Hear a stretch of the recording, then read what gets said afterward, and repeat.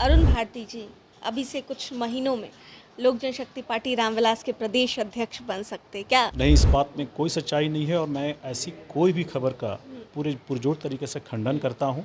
देखिए, पार्टी ने मुझे बिहार के बाहर उत्तर प्रदेश और झारखंड में ज़िम्मेदारी दी है। वहां मैं अपनी ज़िम्मेदारियों को पूरा करने की कोशिश कर रहा हूं और गठबंधन के अन्य सहयोगियों का हमें बहुत सहयोग मिल रहा है और हम लोग चाहते हैं कि हम लोग इस एक सीट पे पूरी ताकत लगाएं और वहां पे अपनी जीत दर्ज करें।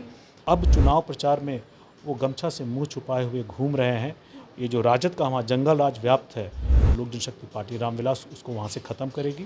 जो वहाँ राजद का अभी जंगल राज वहाँ भी कायम किया हुआ है, उससे निजात हम लोग दिलाएंगे 23। नमस्कार, दर्श न्यूज़ देख रहे हैं आप और मैं हूं आपके साथ दक्षा प्रिया। लोक आस्था का महापर्व और ऐसे में अरुण भारती जी जमुई से सांसद बनने के बाद पहली बार छठ का महापर्व मना रहे। पूरे परिवार ने छठ का महापर्व मनाया है और ऐसे में हमने आपको तस्वीरें भी दिखाई है। फिलहाल खास बातचीत करने के लिए हमारे साथ जमुई सांसद अरुण भारती जी हैं। पहली बार सांसद बनने के बाद का ये महापर्व था आपका, कैसा लग रहा है ये बताइए? नहीं, ये हम लोग के लिए अच्छा मौका था। हम लोग लगातार छठ करते रहे हैं और माता का अब छठी माँ का आशीर्वाद पहले भी था, आज भी है, लेकिन ये हम लोग के लिए आज बड़ा मौका था जब जहाँ हम अपना आभार प्रकट करें, उनका बहुत बहुत धन्यवाद करें और ये प्रार्थना करें कि वो अपना आशीर्वाद ऐसे ही हमेशा बनाए रखें। जी, चतरा सीट को लेकर के जहां लगातार लोक जनशक्ति पार्टी रामविलास के जितने भी सांसद हैं वो सड़कों पर नज़र आ रहे हैं, वहां पर जा रहे हैं, प्रचार प्रसार कर रहे हैं। आप भी लगातार लगे हुए क्योंकि आप झारखंड के प्रभारी भी हैं, लेकिन पिछले दिनों हमने देखा था उत्तर प्रदेश में भी आप नज़र आए। जी, झारखंड का प्रभारी होने के नाते गठबंधन में जो हम लोग एक सीट पे चुनाव लड़ रहे हैं, हम लोगों ने पूरी ताकत लगाई, हमारी पार्टी ने पूरी ताकत लगाई है। हमारे कार्यकर्ता, हमारे पार्टी के नेतागण, हमारे सांसद और गठबंधन के अन्य सहयोगियों का हमें बहुत सहयोग मिल रहा है और हम लोग चाहते हैं कि हम लोग इस एक सीट पे पूरी ताकत लगाएं और वहाँ पे अपनी जीत दर्ज करें। हमारे जो उम्मीदवार हैं जनार्दन पासवान जी, ज़मीन से जुड़े हुए नेता हैं, समाज के बीच के नेता हैं, उनके बीच में ही रहते हैं और हर दुख सुख में, मरने जीने में हमेशा उनके साथ रहे हैं। अभी जो निवर्तमान विधायक हैं, जो मंत्री भी रहे हैं, उनके पास बहुत अच्छा मौका था, लेकिन उन्होंने जनता का कोई काम करने का कोई प्रयास नहीं किया। मंत्री बनने के बाद लगातार उन्होंने लोगों को फंसाने का काम किया है। जनता के बीच वो कभी गए नहीं, कोई विकास का कार्य नहीं किया। एक मंत्री होने के नाते बड़ी परियोजनाएं भी दे सकते थे विधानसभा को, ऐसा उन्हें कुछ भी करने का काम नहीं किया। इसीलिए अब चुनाव प्रचार में वो गमछा से मुंह छुपाए हुए घूम रहे हैं। ये जो राजद का वहाँ जंगल राज व्याप्त है, लोक जनशक्ति पार्टी रामविलास उसको वहाँ से ख़त्म करेगी। लेकिन जहाँ तक झारखंड के मंत्री सत्यानंद भोक्ता जी की आप बात करें, उनकी बहू वहाँ से कैंडिडेट है, लेकिन उन लोगों ने भी कई तरह के आरोप आपके कैंडिडेट पर लगाए हैं, कई तरह की बातें कही, उन पर आरोप हैं, कई तरह के उन पर केसेस हैं, इसको लेकर भी उन्होंने बातें कही हैं कई सारी। देखिए, भोक्ता जी जनता के बीच में जाते नहीं थे। ऐसे में जनता के सुख दुख में जनार्दन पासवान जी लगातार बने हुए थे, तो वाजिब है कि उनके लिए एक थ्रेट बने हुए थे। ऐसे में ये सारे के सारे जो उनके ऊपर केसेस हैं, भोक्ता जी के द्वारा ही करवाए गए हैं, ताकि किसी तरह से जनता के बीच में उनकी छवि खराब हो। जनता भी जानती है सच्चाई, जनार्दन पासवान जी ने भी सफाई दी है और जनता भी जानती है सच्चाई कि खुद जो उन्होंने काम किया नहीं है और जनार्दन पासवान जी को उन्होंने काम करने से कई बार रोका है, लेकिन इसके बावजूद जनार्दन पासवान जी बहुत मजबूती से, चूँकि हमारे अभिभावक, हमारे नेता स्वर्गीय रामविलास पासवान जी से जुड़े हुए पुराने हमारे कार्यकर्ता रहे हैं और जुझारू हैं, इतना कुछ उनके ऊपर केस भोक्ता जी के द्वारा करवाया गया, उसके बावजूद वो जनता के बीच में बने रहें, उनके सुख दुख में शामिल रहे हैं और जिसका नतीजा है कि जो जनता वहाँ बदलाव चाहती है, वो जनार्दन पासवान जी को बहुत बहुत आशीर्वाद दे रही है। और वहीं चुनाव प्रचार में भोक्ता जी को गमछा से अपना मुंह छुपा के घूमना पड़ रहा है। जो चूँकि वो राजद से आते हैं, जो वहाँ राजद का अभी जंगल राज वहाँ भी कायम किया हुआ है, उससे निजात हम लोग दिलाएंगे 23 नवंबर 2024 को। अच्छा, पार्टी को लेकर के एक और चर्चा हो रही है, आपको लेकर भी चर्चा हो रही है। जो हमारे पास खबरें सामने इस तरह की चर्चा चल रही है कि अरुण भारती जी अभी से कुछ महीनों में लोक जनशक्ति पार्टी रामविलास के प्रदेश अध्यक्ष बन सकते क्या? इस बात में कितनी सच्चाई है, जो जिस तरह की चर्चा चल रही है?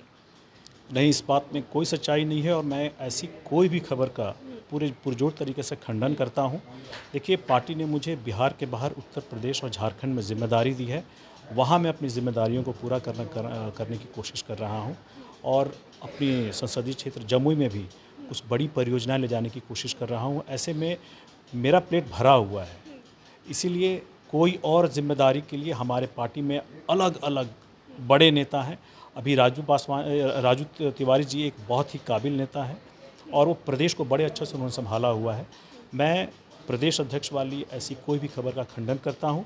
हमारे जितने भी कार्यकर्ता हैं, हमारे नेतागण हैं, सबको राजू तिवारी जी के नेतृत्व में विश्वास है, मुझे भी विश्वास है और उनके ही नेतृत्व में हम लोग बिहार का चुनाव लड़ेंगे। अच्छा, छठी मैया से क्या मांगा है आज आपने? देखिए, छठी मैया से मांगने से पहले हम लोगों ने सबसे पहले अपना आभार प्रकट किया है। हम लोगों ने उनको बहुत धन्यवाद दिया है। जिस तरह से उन्होंने हमारे दुख की घड़ी में भी उन्होंने आशीर्वाद बनाए रखा। उसके बाद उनके आशीर्वाद का नतीजा है कि हम लोग पाँचों के पाँचों सांसद जीत करके आए हैं और उनके आशीर्वाद से हमारे राष्ट्रीय अध्यक्ष केंद्र में मंत्री बने हुए हैं। उनके ही आशीर्वाद से मुझे उत्तर प्रदेश और झारखंड में जो प्रभार मिला है, एक बड़ी जिम्मेदारी मिली है जहां पार्टी का विस्तार कर सकें।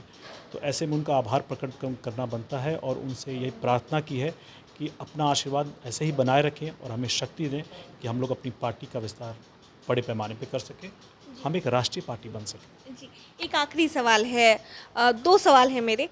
अगर बात कर ली जाए लोक जनशक्ति पार्टी के बंगले की, जो कि पहले लोक जनशक्ति पार्टी का बंगला हुआ करता था, अभी उसमें चाचा पशुपति कुमार पारस रह रहे हैं, उसको भी खाली करने की बातें सामने हुई। हालांकि 13 तारीख तक उस पर स्टे ऑर्डर लग गया है, तो उनकी तरफ से भी कई सारे आरोप लगाए गए कि किसी मंत्री ने ये करवाया है या फिर उन्होंने इन्फ्लुएंस्ड होकर के ये काम किया है।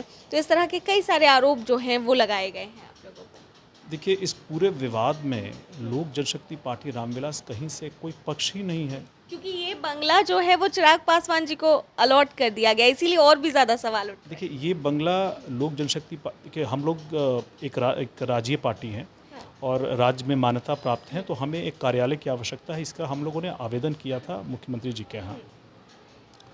हमें जहाँ तक मुझे जानकारी है, एक नंबर अलॉट किया गया था, लेकिन ये जो उसके बाद जो कोर्ट केसेस जो अलग अलग विवाद हुआ है, उसमें लोक जनशक्ति पार्टी रामविलास कहीं से कोई पक्ष ही नहीं है। तो ऐसे में इस विवाद पे कोई टिप्पणी करना कि हम अधिकारी ही नहीं हैं, तो इस बात पे कुछ भी कहना हमारे लिए वाजिब नहीं है। अच्छा, ऊपर में जब अर्घ दिया जा रहा था डूबते सूर्य को, तो उनकी बहनों से, चिराग पासवान जी की बहनों से बातचीत हो रही थी, उनकी बुआ से भी बातचीत हो रही थी। उन्होंने कहा कि अगले साल हम लोग चाहते हैं कि सीएम हाउस में छठ का महापर्व मनाएं।